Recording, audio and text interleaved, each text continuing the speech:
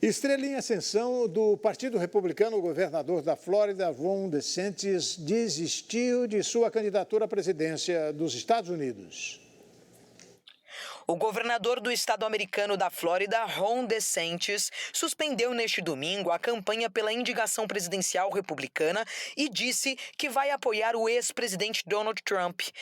Em um vídeo publicado no Twitter, DeSantis disse que depois de ficar em segundo lugar nas convocações de Iowa na semana passada, não podia pedir aos apoiadores que oferecessem tempo e doassem recursos sem um caminho certo para a vitória.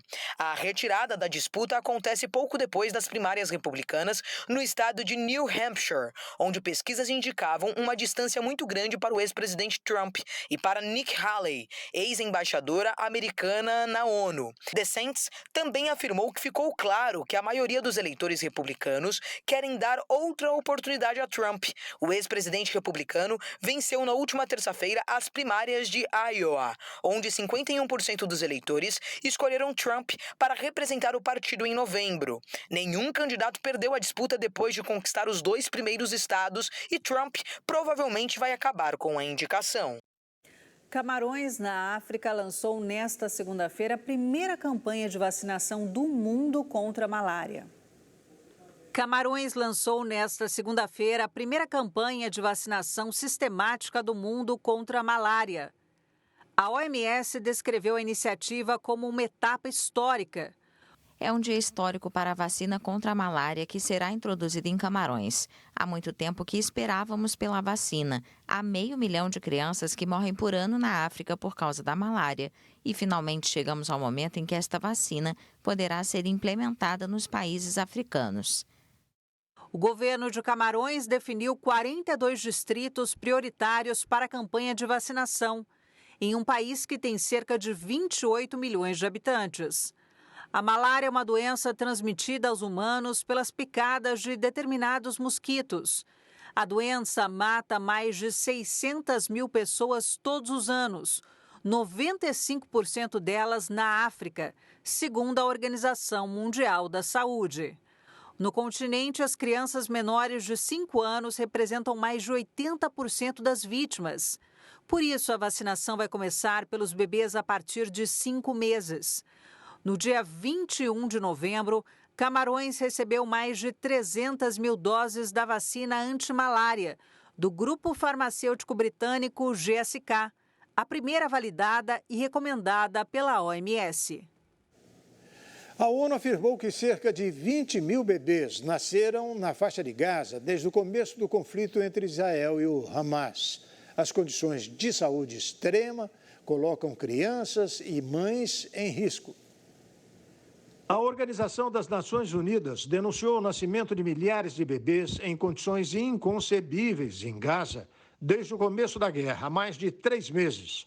Segundo a Agência da ONU para a Infância, a Unicef, quase 20 mil bebês nasceram desde 7 de outubro, data que marca o início do conflito. A média é de um nascimento a cada 10 minutos.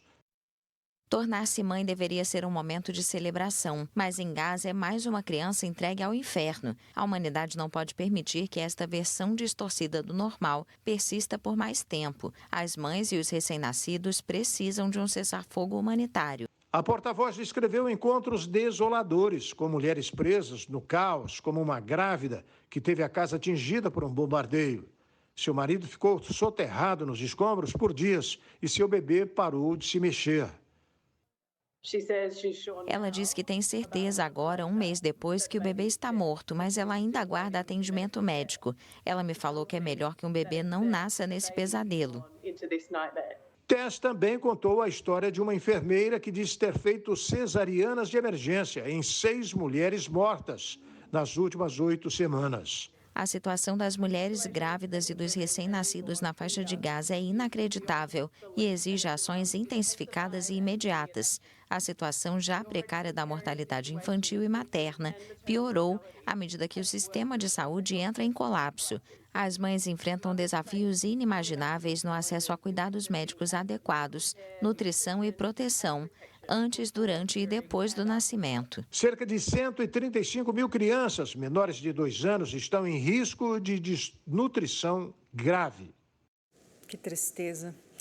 E os países andinos deram um passo na luta contra o tráfico de drogas e outras formas de crime organizado, anunciando a primeira rede de segurança contra gangues transnacionais, devido à expansão de violência no Equador. Os países andinos decidiram dar um passo na luta contra o tráfico de drogas e o crime organizado. Depois de uma reunião extraordinária no domingo em Lima, Bolívia, Colômbia, Equador e Peru anunciaram a criação da primeira rede de segurança transfronteiriça contra gangues transnacionais. Criar um grupo de alto nível formado por funcionários designados pelos ministros das Relações Exteriores e da Segurança Interna ou autoridades que desempenhem tais funções, que contará com o apoio da Secretaria-Geral da Comunidade Andina.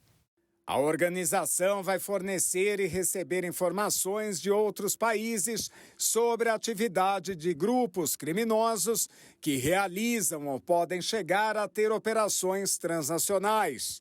A decisão ocorre em um momento de expansão da violência do tráfico de drogas no Equador, atolado na sua pior crise de segurança, com centenas de mortes, tumultos nas prisões, ataques e uma guerra aberta entre o governo e 20 grupos de narcotraficantes. O medo paralisa os países. Vimos que o medo da sociedade civil, da população, paralisou o Equador à chegada de investimentos. Houve muitos fechamentos de negócios, o desemprego aumentou, a migração aumentou e isso não pode continuar acontecendo na região. Como resultado da violência no Equador, o Peru e a Colômbia reforçaram a vigilância nas suas fronteiras com o país para evitar a eventual entrada de membros de gangues que tentavam fugir da perseguição militar e policial. O chefe de governo indiano inaugurou hoje um novo templo hindu, onde funcionava uma mesquita destruída por religiosos dos anos 1990. O primeiro-ministro da Índia, Narendra Modi, inaugurou nesta segunda-feira um templo hindu. O local, dedicado ao deus hindu Rama, foi construído em um terreno onde existiu durante séculos uma mesquita que foi demolida em 1992 por fanáticos hindus, incitados por membros de seu partido. Esse incidente desencadeou os piores motins religiosos desde a independência em 1947, que deixaram cerca de 2.000 mortos, a maioria deles muçulmanos, e abalou os alicerces do secularismo oficial do Estado. Do lado de fora do templo, dezenas de milhares de devotos lotaram as ruas das cidades de Ayodhya. O custo estimado da construção do templo foi de 240 milhões de dólares, mais de R$1 bilhão, mas os envolvidos no projeto dizem que esse valor veio de doações públicas. Para o partido de Modi, a inauguração do templo culmina em uma campanha de décadas para alinhar as políticas governamentais com a fé majoritária do país. Hindus devotos acreditam que Rama, uma das divindades mais reverenciadas da religião, nasceu no local há mais de 7.000 anos. Mas no século XVI, um imperador muçulmano ordenou a construção de uma mesquita sobre o suposto local de nascimento. O BJP desempenhou um papel fundamental na campanha que levou à demolição da mesquita. A consagração do templo por Modi, juntamente com os sacerdotes hindus, pretende projetá-lo mais uma vez como defensor da fé, às vésperas das eleições gerais convocadas para maio. O BJP é o favorito para uma terceira vitória consecutiva, em parte graças à estratégia bem-sucedida de Modi de apelar ao sentimento hindu. Os partidos de oposição boicotaram a cerimônia no templo e afirmaram que se trata de um comício de campanha mal camuflada. Sem grandes eventos públicos, os russos comemoram neste domingo o centenário da morte de Vladimir Lenin. O legado do líder revolucionário parece ser menos lembrado a cada ano que passa.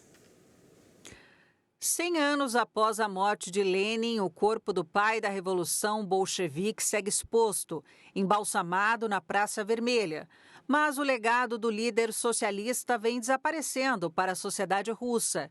Autoridades não anunciaram nenhum evento específico para este domingo, centenário da morte. E só está prevista uma cerimônia do Partido Comunista no mausoléu de Lenin, localizado perto do Kremlin. Na era soviética, grandes multidões se reuniam no local, mas atualmente poucos ainda fazem homenagens ao líder revolucionário.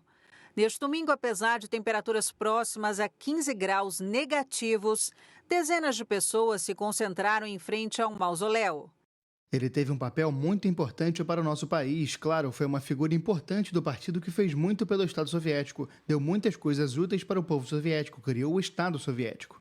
Acho que ele é um líder ideal. Ele não deveria só ser respeitado, mas outros deveriam seguir o caminho dele. Só assim, o país vai sair da situação atual que se desenvolveu.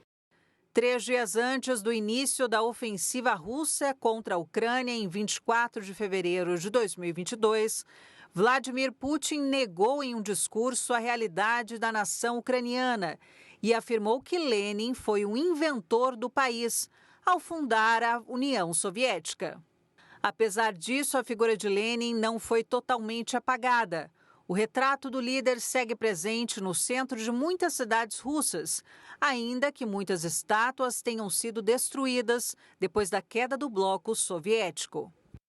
E daqui a pouco, o Corinthians estreia com vitória e golaço no Paulistão. Carne de lhama conquista alta gastronomia e revoluciona a culinária equatoriana. Nós vamos para um rápido intervalo e voltamos já já. Fique com a gente.